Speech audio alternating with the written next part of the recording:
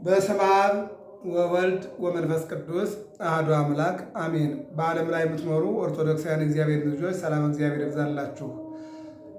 ለጌታችን ለመድኃኒታችን ለኢየሱስ ክርስቶስ በዓለ ዕርገት እንዲሁም ለእመቤታችን ለቅድስት ድንግል ማርያም ግንቦት 21 ቀን ከ33ቱ ቅዱሳት በዓላት አንዱ ለሆነው ደብረ ምጥማቅ ለዚህ ታላቅ ለነዚህ ሁለት በደብረ ዘይት ላይ በሰንበት ላይ ደብረ ዘይት እንደተባለው በእመቤታችን ላይ ዕርገት በዕርገት ላይ እመቤታችን ልጅና እናት የተገናኙበት ታላቅ ዕለት ነውና እመቤታችንም ከክብር ወደ ክብር ከፍ ያለችበት ዕለት፣ ጌታችንም ደግሞ ከክብር ወደ ክብር ይልቁንም ደግሞ ደካማው ሥጋ ጠንካራ ሆኖ የተለየበት የታየበት ታላቅ በዓል ነውና ለዚህ ቀን እንኳን አደረሰን አደረሳችሁ። አጠር ያለ መልእክት ስለ ዕርገቱ እንነጋገራለን።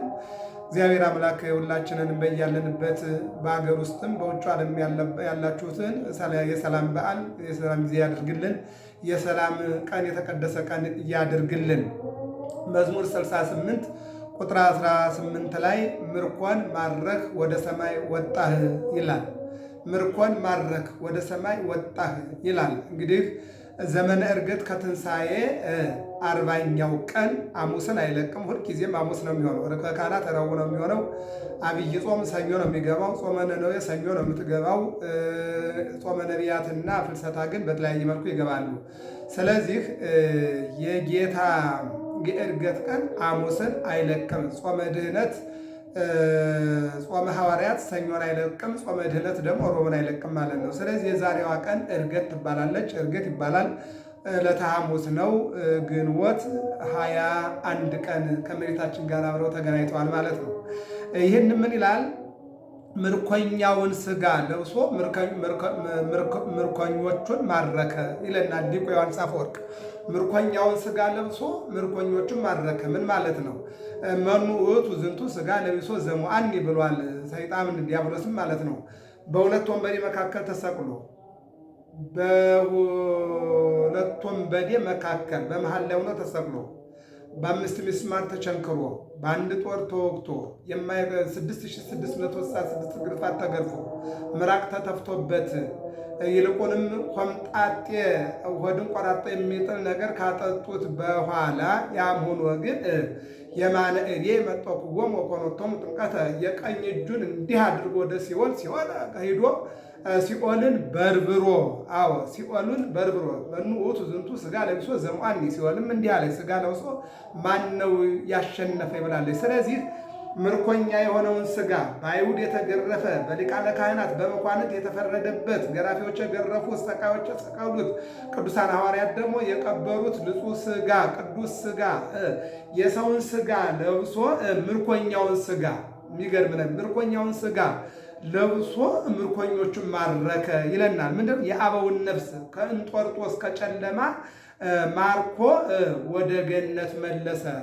ከአዳም ጀምሮ ክርስቶስ እስከሚመጣ ድረስ በሙሉ ሁሉም መልካም የሰሩ ያልሰሩም ወደ ሲኦል ይጋዙ ስለነበረ በቀራንዮ የተሰቀለው ዳግማዊ አዳም ኢየሱስ ክርስቶስ ምርኮን ማርኮ ወደ ገነት መልሶ ምንድን ነው ምርኮን ማረክ ወደ ሰማይ ወጣህ አለ ልበ አምላክ ዳዊት።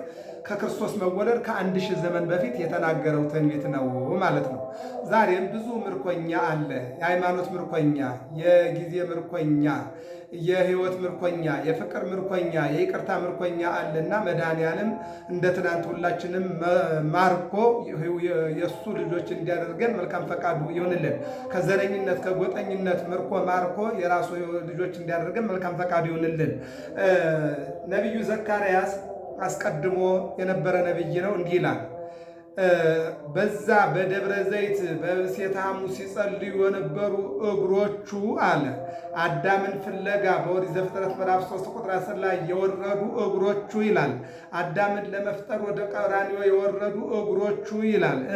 እግሮቹ በደብረ ዘይት ይቆማሉ አለ። አሁን ለምንድን ነው ማለት ነው?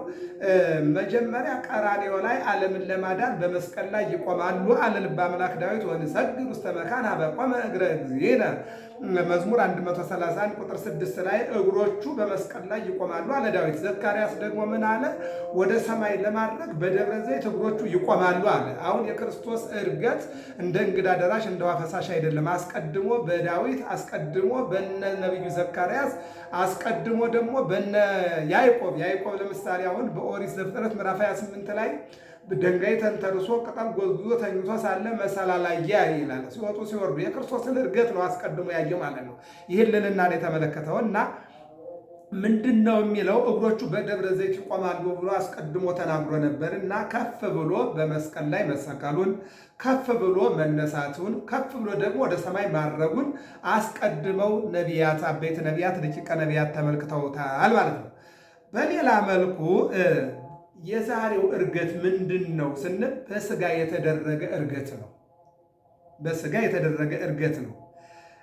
ለእግዚአብሔር ከዚህ አለ ከዚህ የለም የምንለው አይደለም።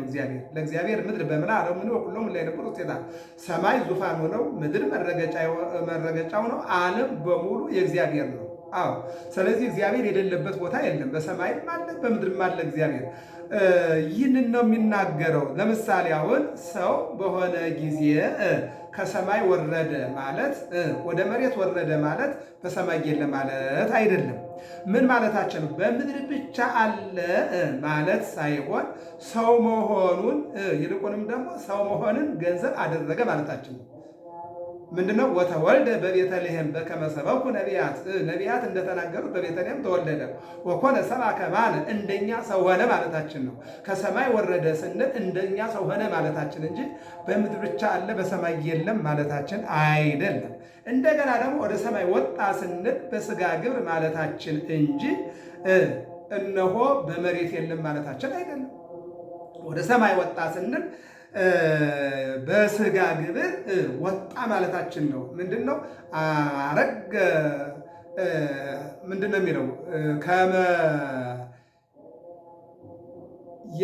የቅዱሳንን ዕርገት ያሳርግ ዘንድ ከመ ያለቡ ዕርገተ ጻድቃን እውነት ያደርግ ዘንድ። ለምሳሌ የኤልያስን ዕርገት በፈቃድ እግዚአብሔር መሆኑን ሊያስተምረን ሊነግረን እንዳረገ ለምሳሌ የነ ሄኖክን፣ ለምሳሌ የነ ዕዝራን፣ ለምሳሌ የነ አቡነ አረጋዊ፣ ለምሳሌ የነ ቅዱስ ያሬድን፣ ለምሳሌ የነ ዮሐንስ ወንጌላዊ የነዚህን መሰወር የነዚያን ዕርገት የአምላካዊ ስጦታ እንደሆነ አምላካዊ ፈቃድ እንደሆነ ከመ ያለቡ ዕርገተ ጻድቃን የጻድቃንን ዕርገት ወደፊትም ላሉት ማለት ነው የነሱን እውነት ሊያደርግላቸው መሆኑን ለማስተማር እንጂ በሰማይ ሲወርድ ከሰማይ ወደ መሬት ሲወርድ በሰማይ የለም፣ ከመሬት ደግሞ ወደ ሰማይ ሲወጣ ደግሞ በመሬት የለም ለማለት ተፈልጎ እንዳይደለ ማወቅ ያስፈልጋል። ይልቁንም ማወቅ ያለብን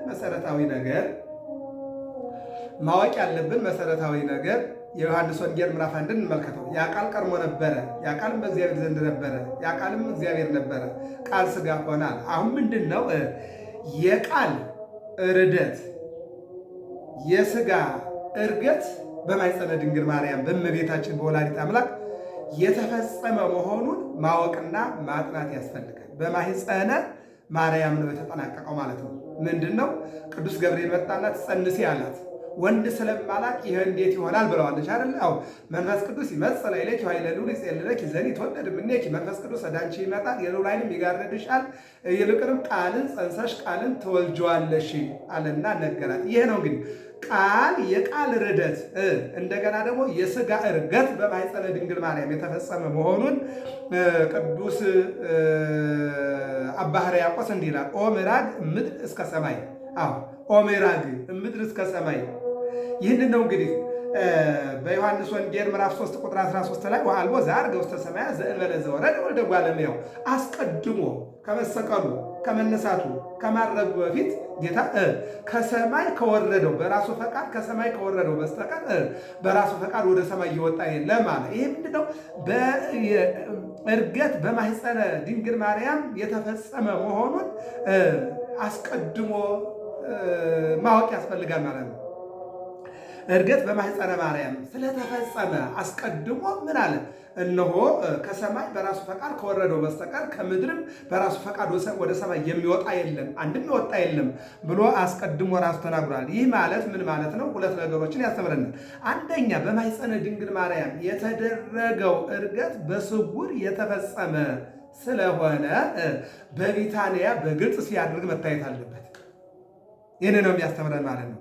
በማኅፀነ ማርያም የተፈጸመው የሚታወቀው ለድንግል ማርያም አንድም በድንግል ማርያም ብቻ ነው፣ አንድም በቅዱሳን መላእክት ነው፣ አንድም በእግዚአብሔር በራሱ ብቻ ስለሆነ የሰው ልጅ ስለማያውቀው በሌላ መልኩ ሐዋርያት ስለማያውቁት በማኅፀነ ድንግል ማርያም በምስጢር የተፈጸመውን እርገት በቢታንያ በሐዋርያት መካከል ላይ ሊያስተምርና ሊያሳይ ስለፈለገ ምን አለ? አውጽሖሙ አፋ እስከ ቢታንያ ሳይዴሁ ወባረኮሙ ወይቤሎሙ እነሆ ከቢታንያ ማነው ከኢየሩሳሌም አወጣቸው፣ ወደ ቢታንያ ወሰዳቸው፣ ወደ ደብረ ዘይት ወሰዳቸው ይላል።